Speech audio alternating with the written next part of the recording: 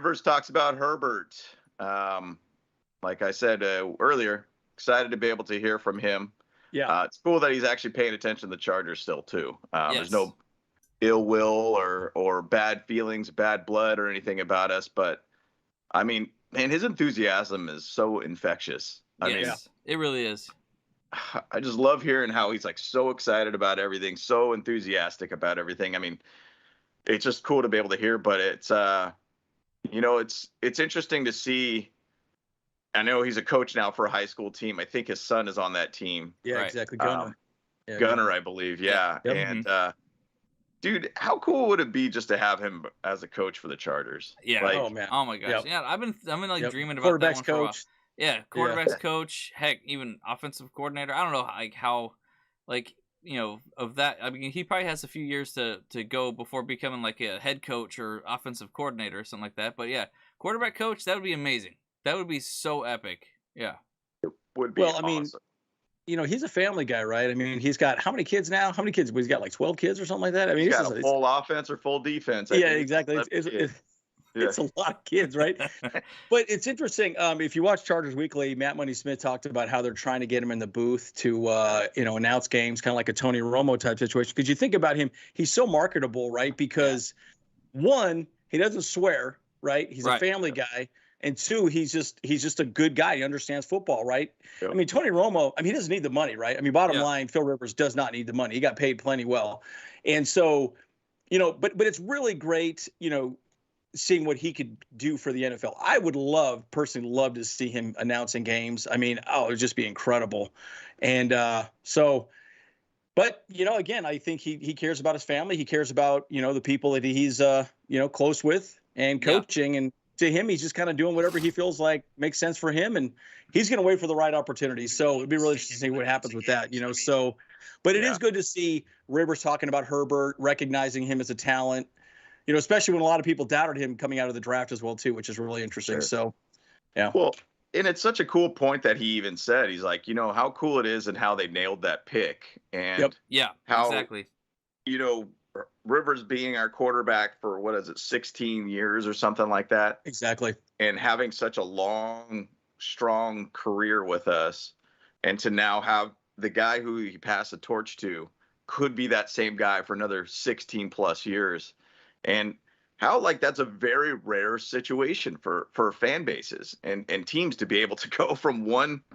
I mean, once again, is Rivers a Hall of Fame quarterback to another guy that's leading the team or the league in a lot of stats in a very short amount of time being in the league and doing an excellent job of it. I mean, even to say going further before Rivers, we had Drew Brees too. Yep. So we've had some great years of just having solid quarterback play. And there's a lot of people out there, like, for instance, friends that are Bears fans, they're like, dude, we've never had a 4,000-yard passer in the team's history. Yep. Yeah. And they're extremely long, drawn-out franchise. And then even to say Broncos fans that I know, they're like, man, we just finally got a quarterback that actually could stabilize that position for us. And we've been going through quarterbacks like no other. And so it's just a really cool thing to be able to think about that we are relatively pretty lucky to be able to have a franchise quarterback for so many years, and to be able to go into another one after drafting another one, which is extremely rare to have. So exactly. I appreciate that. We're lucky. We're lucky. We are so lucky, guys, right? Extremely. You just don't want a turd. You don't want a guy that just can't throw the ball, throws picks left after right, and he's just the man. Mm-hmm. So it was cool seeing Phil acknowledge that for sure. Right. Yep. Right. Yep. There's a lot of people that were chatting about after that, talking about that video. They're like, is he a Hall of Fame quarterback? Do you think Rivers is a Hall of Fame quarterback? Yeah, absolutely. Yeah. What do you guys think in the chat? You guys think he's a Hall of Fame quarterback?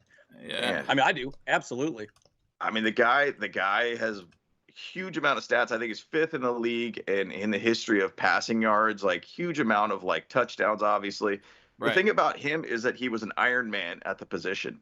I mean, he did not miss many games, if any, throughout his career. Yep. And I think it was something, dude, it was crazy amount. I don't know if he broke Brett Favre's now, probably not Brett Favre's record, but he was always there. He was a reliable guy. The best player is the available player, and he was always available to play. Yeah, that's very true. So, like and like he played. Was it?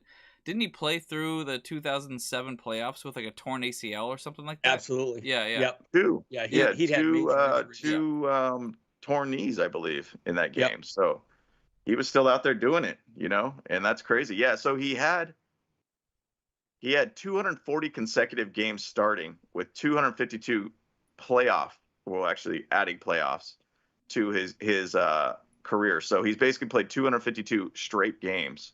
That was the longest active streak in the NFL and the second longest streak in NFL history. So he's a stud. Yeah. He's a stud. I don't see why he wouldn't be a Hall of Fame quarterback. I mean, he's done some phenomenal things as a quarterback.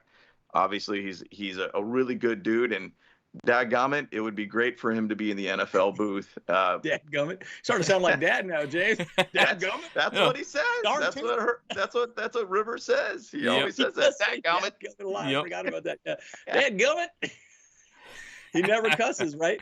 Yeah. So that was great. It's interesting you say that. I think personally he's absolutely Hall of Fame quarterback for sure, right? And again, you're right, not having.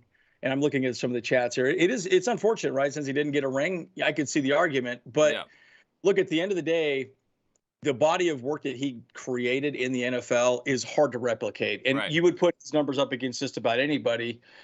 And, it's good to see that Phil Rivers is, getting that recognition. I think he'll definitely be in the Hall of Fame. It's just going to take some time, right?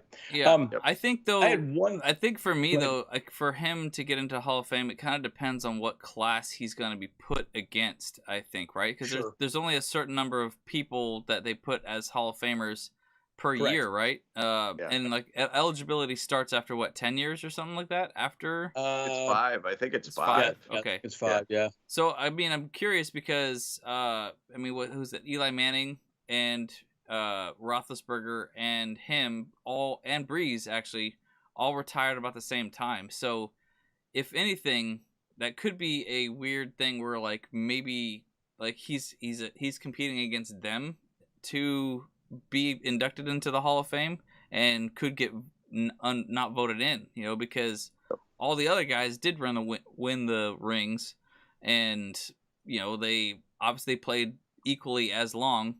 And so it's like, I don't know, man. But they did retire before Rivers though too, so they could kind of stack them too if they want to say.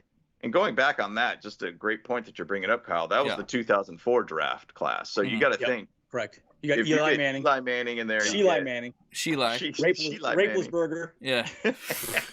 And then Rivers in there. That's 3 Hall of Fame quarterbacks coming out of that draft. I mean, out of that draft. Yep. That's wild. It's pretty crazy. I mean, even to say go further, let's go back to the 2020 draft, and you think, okay, well, we got Joe Burrow, who's got to the Super Bowl already. I mean, you got Tua. We'll see where he goes. And then we got Justin Herbert. I mean, it could be a repeat potentially. I'm not saying Tua is a Hall of Fame guy by any means, but like, you never know. We'll see. It takes time to be able to learn the position again in the NFL. Right. And so I don't know. It's just interesting to think that was a very quality 2020 draft for quarterbacks. Right. So who knows? Who knows where we're at? But I mean, that's very far down the road to really say this guy's a Hall of Famer or whatnot. But it's interesting to think about what the 2004 draft was and what kind of talent came out of that draft. So exactly. Yeah. It's crazy. Also, one thing I was thinking about, if Rivers does get into the Hall of Fame, I know there were some talks about Marty Schottenheimer going into the Hall of Fame, and obviously Don Coryell or Air Coryell going into the Hall of Fame too.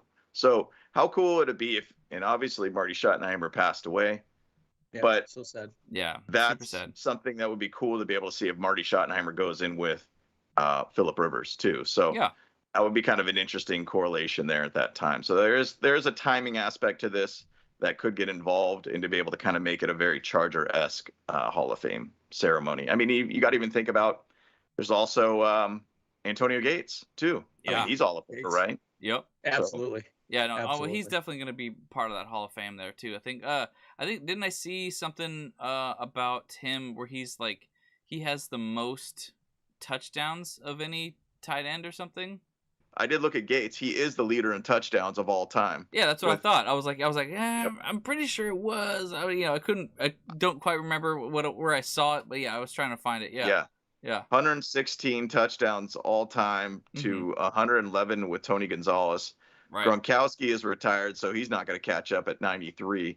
Jimmy Yeah, Graham. is he really I going to don't- retire though? Is Is he he- really? yeah, He's hurt is probably he we'll more- see about yeah, that. we'll Just see like about Tom that. Shady, dude. He Yeah. just comes back with cancer, dude. You know what's Yep. going on here? Exactly. Shoot. Yeah. And then Jimmy Graham was fourth at 85.